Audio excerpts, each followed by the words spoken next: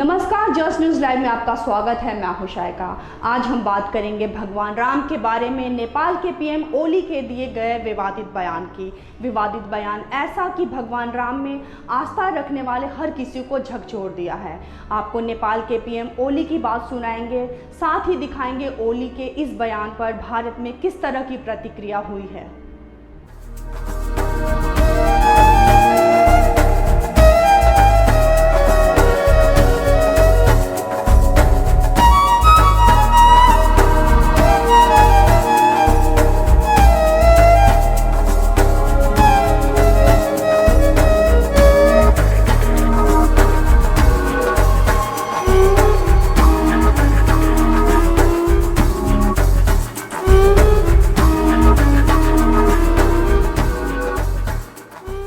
भारत और नेपाल के बीच जारी कोल्ड वार थमता नजर नहीं आ रहा है।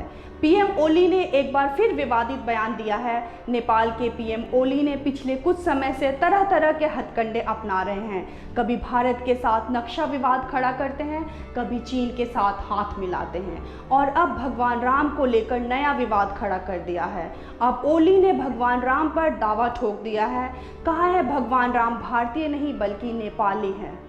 ओली का दावा है कि भगवान श्री राम की नगरी अयोध्या भारत के उत्तर प्रदेश में नहीं बल्कि नेपाल में वाल्मीकि आश्रम के पास है। वाल्मीकि रामायण का नेपाली अनुवाद करने वाले नेपाल के आदि कवि भानुभक्त के जन्म जयंती के अवसर पर आयोजित एक कार्यक्रम में बोलते हुए ओली ने कहा कि हम लोग आज तक इस भ्रम में हैं कि सीता का विवाह जिस राम से हुआ है वह भारतीय है। वह भारतीय नहीं बल्कि नेपाली ही है। ओली ने दावा किया है कि भगवान राम का जन्म भारत नहीं नेपाल में हुआ था। बिना सर पैर के इस दावे में उन्होंने भगवान राम की जन्मस्थली नेपाल के वीरगंज में बता दिया।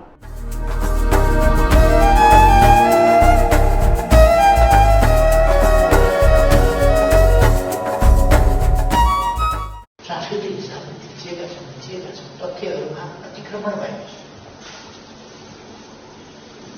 हामी अहिले पनि ठानिरहेका छौँ हामीले सीता भारतलाई, भारतका राजकुमार रामलाई स्वीकार दियौँ। भारतका होइन, अयोध्याका लागि दिएका थियौँ हामीले। अयोध्या भनेको वीरगञ्जभन्दा अलिकति पश्चिमपट्टिको गाउँ हो। अहिले खडा गरिएको अयोध्या होइन। अयोध्या भीषण विवाद छ। हाम्रोमा विवादै गर्नु पर्दैन। ओली यही नहीं रुके। ओली ने एक बार फिर विवादित बयान देते हुए भारत पर सांस्कृतिक अतिक्रमण का आरोप लगाया है।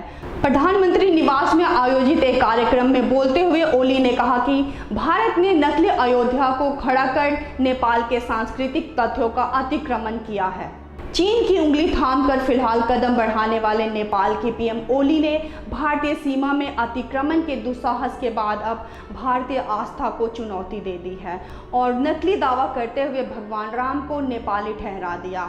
और अब इस दावे के पीछे पीछे ओली ने क्या तर्क दिया है उसे भी सुन लीजिए। यहाँ को जनकपुर वहाँ को अयोध्या भन्थ्यो भने कहाँ छोरीको बिहे गर्न खोजिएको छ, कसले के गरेको छ। त्यस बेलाका जमानामा न टेलिफोन न मोबाइल।